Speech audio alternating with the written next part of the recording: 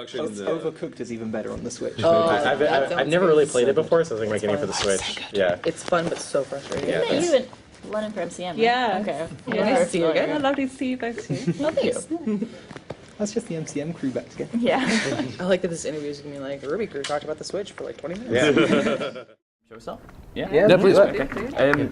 So did you have to you brought RWBY over to Japan? Did you have to like change any of the marketing or like advertising or anything like to appeal to the Japanese audience? No, I think we started with all the currently existing key art and marketing materials, and they simply localized the language that surrounded it. Yeah. And then after that, we connected them with some of our other contract artists who have been helping develop concept art for the show itself, and that's how we got some people like Ainli and Loa and Kuma have also been generating art for them. It's that these are people that also do product and key art for us also. Yeah, and they reached out to some people in their community, and that's how we got like that first that book that they did that had like all of the fan illustrations in it as well. But we definitely didn't have to like change anything. Like I guess it already looked. It felt anime enough that they were like, no, this is good. We'll just keep doing this. Yeah. I do love seeing the comparisons in the way that they do market. They're like they released the trailer for the newest episodes in Japan, and just the way that they edited the narrative trailer together is awesome. Yeah. It felt like a theatrical release, honestly. Yeah. Barbara and Lindsay, you said in a recent podcast, I think, that you were like really shocked to see the big billboards over Times Square and in Japan. Oh yeah. So, with regards to Japan, where do you think it's going to grow in the future? So we've seen it grow massive in Japan. Where else? That's a good question. I feel like Japan is like the pinnacle. If we can please Japan with a show like this, then we're set. That's hard. I mean, we've seen it grow all over the place. I mean, we were in Germany last year where RWBY is a thing, and we're here in London, and it's huge. There's so many fans and cosplayers and everything like that, and I think pretty much any country that speaks English, I think it's big. That's a big thing. Is a dub is what a lot of people are wanting. Like a lot of South Americans fans have been tweeting us of like, when is a Spanish dub or a Portuguese exactly. dub? That's the thing is that we want to say hello to all the different pocket communities around the world. We really, really do, but there's only so many of us, and we only have so many resources. Yeah. So Japan worked out because they reached out to us and said, exactly. Like we'll do this for you. Exactly. Yeah. So I was like, God reached his hand down. Exactly. and that's off to the races. There's all these other communities that we love, but we feel bad because we feel like we're underserving them right now. But over time, so we're starting to say hello to like the German community. Latin America is a big community that we want to say hello to. And in the meantime, what's awesome is the fans are keeping it alive. Yeah. So they're still doing all the fan art and the cosplay and whatnot, and they're doing all their own fan subs and dubs, which because Rooster Teeth was started as a fan community kind of company. We want to let them kind of do their own thing for a little bit until we can get there and actually do the official version of it. Yeah. But in the meantime, it's inspiring to see everybody supporting it like that. Do you see other cartoons, so let's say Cam, do we think that's going to explode in other markets? God, I hope so. Maybe right I would love to see Cam dub in Japanese. Also not entirely sure how Dolph would translate to German. Oh, no. But apparently they loved it. We're kind of paranoid about showing that over there because we're not. That's such an edgy bit of humor that we didn't think we were going to show it. But there's a lot of Cam fans over there. Yeah, in Germany. Miles and Patrick Rodriguez went like 3 weeks ago. Yeah, about. Or something. Yeah, and Takenichi this year, and we didn't show anything Dolph related because we were like, we shouldn't. And they said like people were coming up to him like, oh no, we love Dolph. And Really? like, okay. Do they know? As long as everybody's cool, we're cool. Okay, everybody's cool. Awesome. Hey, if I'm cool with it, they'll be cool with it. If anything, we were talking about how we'd like to see Cam ported to something like Adult Swim. Seems like it'd be appropriate there. Yeah. That'd be pretty cool. Yeah. Obviously in Volume 4, you've dealt with a lot of more serious tones like loss and abandonment. Like, how was that as voice actors and creators? How was that writing it? How was it acting it? Well, we let Barb keep her arm. Yeah. In real life, thank goodness. Good thing she's not method. Very kind of me. I know. I'm just in there with a saw. It's like wrong arm, like it's definitely a 180 in terms of voice acting because Yang, from volumes 1 to 3, most of 3, she is extremely upbeat, positive, and happy, and very, carefree. And then everything that happens at the end of Volume 3 kind of changes her personality and kind of shifts who she is as a character. And so voice acting-wise, I had to completely try to put myself into that kind of situation. And I've luckily never experienced PTSD or anything really terribly dramatic in that kind of sense. So it was challenging, but I think challenging in a really good way, where I felt like I got to like flex my skills a little bit. It's been neat seeing enough people come up to Barb and talk about how perhaps that audience member did go through something that they had to find a lot of strength and cope with, and they're finding a lot through what's going on with the character performance and the animation, what Barb's been doing on the vocal performance. That kind of it's nice for them to relate to something in a more positive manner like that. That's like the best compliment I could ask for, is like being able to help anyone through, or like having someone that they could look up to and relate to, and see them go through something that they've gone through and be able to relate to that character. So it's been a huge honor to be able to portray that. Oh, yeah, it's very rewarding as an actor to be able to do or have some kind of a character depth and a shift in their tone. And that happened with RWBY. Granted, Yang was kind of an immediate shift, a complete 180. RWBY, at the end of Volume 3, we have a scene together, and I thought that was the great moment of like kind of a loss and kind of a little bit of a physical and emotional shrink in her, I guess. And then she built herself back up. But I'm excited to explore the fact that she's kind of internalized a lot of her emotions, because she has to move forward for the rest of her team, and she specifically says that like it's not about me anymore, I'm trying to help everybody else out. So I'd be interested to see how she deals with that whenever she finally, if she does, break. Yeah. Yeah, last year when we spoke, you said that it was sad about Yang essentially losing being that mother figure to RWBY. Are we going to see a return to that in this series? So is Yang and RWBY going to reunite? Spoiler question. Definitely a spoiler question. Have to watch. It was nice to go back to that. Yeah. It was nice to go back to that dynamic for the new short. Yeah. Yeah, to be completely honest with us, we don't know. Ask them. Keep watching. Yeah, have to keep watching. RWBY's appearance in Blaze Blue Cross Tag Battle is amazing, and now White is obviously in it as well. Where do you see this to be an ongoing trend for RWBY to be in like multiple different gaming franchises or other franchises as a guest character? Yeah, we Sure. hope so. Yeah. It's already happened once. There was the mobile game. King's Quest, Crusader's Quest? Crusader's Quest. So like they've already appeared as downloadable characters in that mobile game for a while, and there are other discussions to be had. Yeah. But don't be surprised if there's more news on that. I would love to in the see future. Yang in Smash Brothers. I can only imagine. I'm aiming very high. We talked about like RWBY and Soul Calibur too. Yeah. It'd be amazing. Everyone also needs to go bug Arc Systems Works. They were joking in the animation department panel this morning about they were asking the audience if they needed to do a JRPG for the world of RWBY. Yes. And our answer is yes. Yeah, and now that they've brought the idea, they don't get to back away from Let's it. do an MMO. Let's get the whole world. Yeah. Yeah, sure. Yes. Get everybody in First-person here. shooter, why not? Everything. Actually, when I spoke to Morris-san earlier, he said that you guys took some of the ideas from the game back into the anime. Yeah. So what ones were they? There's been some things that, so essentially they will send us the moves that they put into the game to approve, which of course we're gonna like. Everything they do is amazing. What he was probably referencing was we had an animator was working on a Yang fight scene and was just struggling a little bit, or just kind of trying to get into the groove. And I showed him some of the animations that Arc Systems Work had sent over, and he immediately was like super motivated, and it's just been really cool to work with them, and like the stuff that they're doing is like incredible. Yeah, it's been very, very inspiring to say the least. I think it's not the case yet that any of the new moves or combos that they've devised have made it in the show quite. No. But we've talked about that might happen, but and it's not even like a 1-to-1. Like I think I was showing him some like RWBY stuff, and it was just seeing their animation on like one of our characters was just like crazy. Yeah. Amazing. And here's a question for Barbara and Lindsay. Because obviously you're voice actors, do you ever go into like mocap and just like try to get more into the character at all? Yeah, I had said in an interview this weekend that I hadn't done mocap before, but I totally forgot. I actually did get to do a scene at the beginning of Volume 3 There's 3, for I the think, yeah. tournament. Yeah, that was really fun. Yeah, I've done a little bit of mocap for Yang. It's it's usually just kind of like the mundane actions that you think of, like obviously never the fighting sequences, because I do not move that way. I wish, yeah.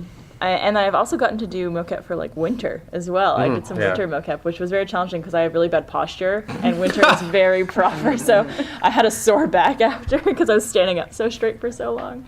But that's always fun, and you never realize as a voice actor, it's like kind of like a complete opposite to voice acting, where in voice acting you're only concentrating on what you sound like and conveying emotion with your voice, whereas mocap it's complete opposite. It's just everything is Gestures, extreme yeah. with your body. It doesn't matter what your face looks like or what your expression is. So it's funny to do both sides of it. Yeah, if anything, it's taught me a respect for the blending of the two mediums. In a lot of video games now, you actually get to do motion capture along with recording your voice. So, like actors like Laura Bailey, Travis Willingham, Troy Baker, it's like that's awesome that they can do all of the above. Lindsay, with the voice acting you were doing for the game, so for Blaze Blue, how did you find it differed from doing the voice acting for the series? Because it, like, rather than doing long things, you're doing really short things that have to be repeated. Well, again, if anything, it's made me have an even greater respect for people who do video game voice acting. Exactly. Because for the show, I mean, obviously we'll do things that are called like a 3-pass for lines, so you say it 3 different times with different inflections. But for video games, I mean, you really have to consider that the person controlling your character is given a variance of options. So, I mean, you would have like an attack, and Kerry's like, okay, now do it 6 different ways, and now let's do it again, and let's do it again. And I was like, man, this is really taxing, but it's exciting to be involved in something that I've never done before. Yeah, we have an action effort sound library that we build for each of the main characters for the show, but what you guys did was even more intense. It was very intense, yeah. I will say, like, one of the best things about it is I've been a video game and anime nerd for some time, and I thought it'd be so cool to have, like, the anime attack where it's like, you say the name of your attack really, really loud and really long, and I got to do that multiple times for the game, and it was awesome. I got to do that in Fairy Tale a little bit for Cosmos, and that was like... What was your attack? Do you remember? It was like something about flowers. Like pedal dance or Death something. Blossom. Yeah. Yeah, something like that. And I just remember thinking it was so like cheesy, but so like anime, and I loved it. And you know they're going to amplify and have the echo and the sound effects and everything. Yeah. I mean, what advice do each of you have for like aspiring content creators? So aspiring voice actresses or actresses or writers, creators. Do. Yeah. Start. Start, and then rule number 2 is finish. Yeah. And then part 3 is put it out somehow so other people can see it. And part 4 is repeat. Yeah. Just over and over then, again. then see step 1. Yeah. Yeah. We mentioned this in a panel earlier today, but don't be afraid of failure. I think a lot of people will try to create something and then it either doesn't go anywhere, or they're not proud of it, or people don't like it, and then they kind of get torn down and don't want to try again. And I think you could learn so much from your failures and from the mistakes you make to do better next time. And I think a lot of people get discouraged. And Like, it's okay to make mistakes. Is how you learn. Exactly. In fact, like, if you're supposed to make mistakes. That's the whole point. Well, you only hear the success stories. You never hear about the multiple times that someone has failed before achieving what they wanted to. Yeah. No, it's a great philosophy to try to get all of your failures out of the way as much and as quickly as possible. Yeah. And then that way you're learning your craft better, and then you can really free up and do more interesting things from there. It's with so many artists, with so many content creators, they seem to be their own worst critics or their own worst self-editors, because it's not perfect the instant they get it out of their head and into whatever their medium is that they work in. And you have to do drafts and whatever it is. Are you an artist? Well, then you have to do multiple sketches. Are you a writer? That's why they call it a rough draft.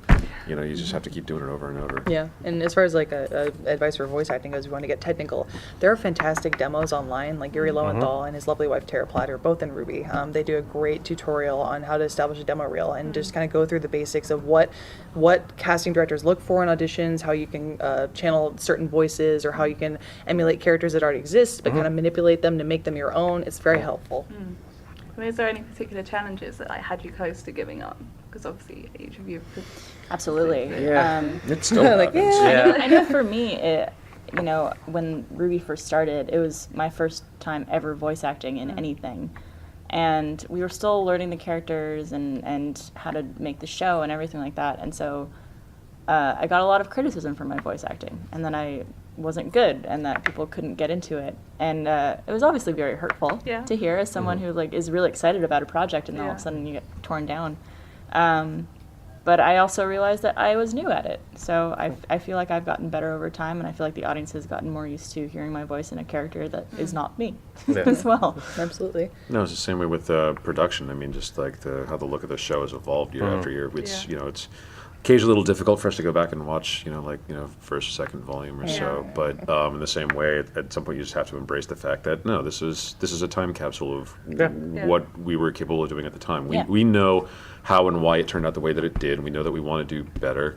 You can either give up or you can keep on and making the next one. And I'm sure Barbara's on the same page, but now we get to act along with voice actors like Vic Mignogna. I'm like, dude, I've been watching you since I was 12. Yeah. That's a little intimidating, but yeah. We call them real voice actors. Basically, we're like, I'm talking, and now you go. Yeah. Make the scene better. Have you had what has been like your favorite fan interaction, like ever with RWBY? I don't think favorite exists. I Yeah. think it's just every time we get to interact with our audience, it's so surreal and so wonderful. I know for me, every time we do an RTX, especially the RWBY panels we do, and to see the passion and the love that everyone has for the show, it's like, wow, you guys love what we make so much that you're here cosplaying or doing fan art or traveling from across the world to come see us. And that It's really inspiring, and it Super helps humbling. motivate us like throughout the rest of the years, like as we're working on the shows and we're pulling late nights and all these kinds of things. Like we, or at least I know, and a lot of the crew does too. Like we look back to RTX and go like, no, this is worth it. Like this is like it's like, not view driving counts. force. It's not No. view counts, and it's not necessarily the comments and the whatnot. It's the live in person interaction, like the fantastic phenomenon for me of conventions in general and the RTXs in particular is that I'm suddenly getting to hang out for a weekend with all these other friends that I didn't know that I had. Yeah. Where we're all very similarly minded, and we all like the same stuff, and I feel like. These are the best friends that you just hadn't seen in a long time, but you just have to sync up real quick and talk about, well, what have you been up to and what have you been watching and reading lately and whatnot, and then suddenly everything is great talking to them. I mean, it's not. I don't have a particularly singular favorite fan interaction, but it's the different types of interaction. It's either seeing all the positive creativity, like you guys were describing a second ago, or it's also the people that it's not like we do this intending to have this effect, but while we're sorry if there's an audience member who's been having a difficult time in life, if the universe has thrown them some challenge, but watching things that Rooster Teeth makes somehow either distracts them from it or gives them the strength to make it through whatever it is, then We're happy to be there for them. Yeah. just to I know never- that we were able to help in some ways is amazing. Yeah, we never get sick of hearing stories like that. And it's unfortunate that people go through a hard time, but to be able to be any help in anyone's life, it's like, even if we just help one person, it makes it all worth it. And the fact that we're affecting so many people across the world is like extremely humbling. One specific story that sticks out to me, and you're absolutely right, all the interactions are amazing, but one that I'll never forget, Barbara was just talking about a couple fans who said I have PTSD, and I appreciate that I can relate to Yang. There was a girl at RTX in Austin last year who came up, she was dressed as Pyrrha, and she was very, very happy, elated to be there. And I said, oh, you look amazing, that's great. And she was like, well, Jen Brown and the character Pyrrha are really inspirational to me because I have terminal cancer and I have 3 months to live. And she wasn't sad about it. She was actually very, very happy and excited that she had something to connect with. I was like, wow, like, what do you say to that? Like, thank you. Yeah, we had a charming young lady who was at the RWBY panel here at RTX London yesterday. Who she happens to have multiple personality disorder, and I don't know if it ever occurred to any of us that we've got a character named Klein in the show that also has multiple personalities. And but she just wanted to say hello and thanks because it was the first time that she had seen someone with MPD that was a positive supporting character or force in the story, Not a villain. and not a villain. Yeah. And it was just like, we set out to just do something that was like, it's all 7 dwarves in one, haha. It's cool, but it's like the fact that something like that can affect somebody so deeply is amazing, and it's just like, it never gets old or loses any value to it. It's like it's always incredible.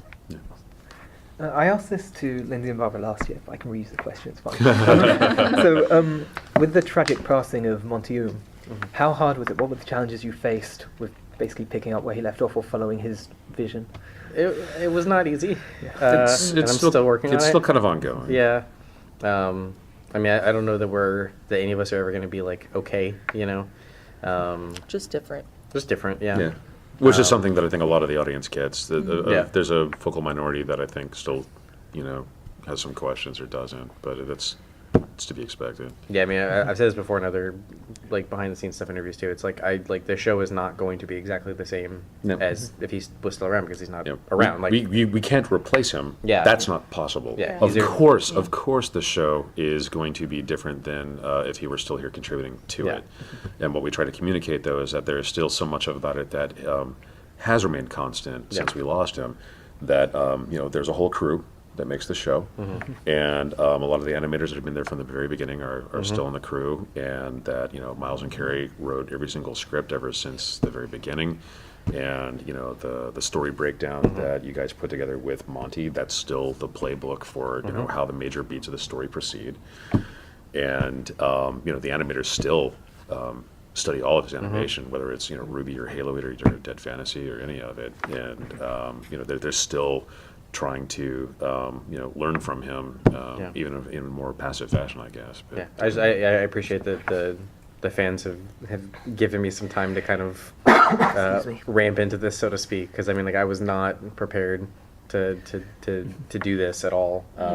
So the fact that everybody's been nice and understanding, like it takes a couple seasons to kind of start to figure this stuff out, but yeah. The animation department moved into a brand new studio not quite a year ago, and when we did it, we rebuilt our motion capture performance stage, and we went ahead and dedicated that performance space to Monty. So now we've got there's with the animators, we keep the motion capture as was kind of the tradition with Monty. Monty had his desk and his computer and all of his Matrix operator bank of monitors right there, and right behind him was the motion capture field. So he could be working inside the software tool, then realize I need another couple of moves. Throw on the suit if he wasn't already living out of He it was already. probably in the suit already. Hop in the field, capture a couple of moves, get back to his computer, keep going. So we wanted to maintain that tradition for all of our animators. So we've got a row now. The team is rather large now. We've got between 20 to 25 3D animators working on RWBY at any given point.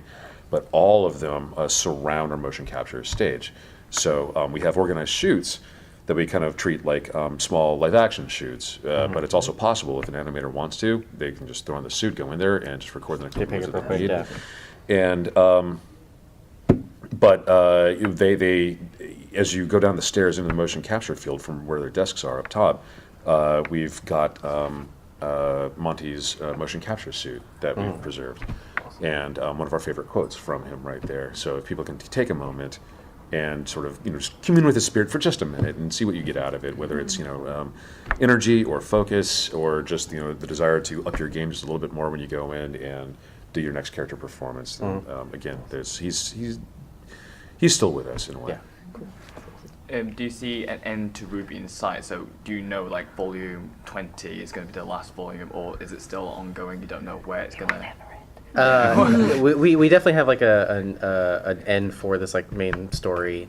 We're trying to keep it open because every year we kind of reevaluate where we are on this roadmap and kind of how much we want to bite off that year, and or other things that we've thought of since then that we kind of want to add to that. So we don't have a firm number of exactly how many it is. Our current guess is 10 to 12 or so. Yeah, I think we're not quite halfway through it right now. Yeah, we're not quite halfway through yet. Yeah. But that being that's said, that's just the story of Team RWBY specifically. Yeah, and just this story of Team RWBY specifically. The cool thing is between everybody who's worked on the show, we've created this world now that I think we could tell stories in forever. And we're happy to, and we're happy to work with other people to do as well. Spin-offs and side stories and OVAs and all that kind of stuff. I think anything is on the table, as long as people keep watching. So. Last time we spoke, you mentioned that you switched from Poser to Maya for Volume 4. In Volume 5, I noticed in the first episode, it was really awesome visuals. Are there any new technologies, or is it just more using Maya? It's honestly, it's just more of refining things. I think Maya is part of it for sure. Just most of the people that you hire in the industry are more familiar with Maya. So rebuilding our libraries and re-importing old libraries has been helpful for us. I think the biggest thing about the visual difference is we animate in Maya, but then we render out and we render the backgrounds in Maya, but we render the characters in 3ds Max in a plugin called Pencil, and that's what gives it kind of the toon shaded look and the lines and all of that. And I think that's probably the biggest visual difference between 4 and 5. It's just we learned how to use it a lot better. It was really the first time. It's a piece of Japanese software developed over there. A lot of studios over there use it. Most of the manuals are in Japanese. Most of the online tutorials are in Japanese. It was not incredibly easy for us to pick up. And in fact, when we showed the RWBY character short at RTX, that was actually a completely different version of it, where we had tried to replicate what Pencil did in Maya, wasn't really super happy with the results, so we figured out how to do it to get it over to Max and do it in pencil. And that was essentially our learning process, and we could just kind of go from there to get the season done. So, I think the biggest visual difference between 4 and 5 is just us having a year of using the software under our belt and understanding what makes it look better, and the way we're lighting characters are different now. Pretty much every single character got a pass done to their model to make the lines show up better, because the smallest thing, like in Volume 4, all of the like the edges of like a T-shirt, for example, like Sun's shirt.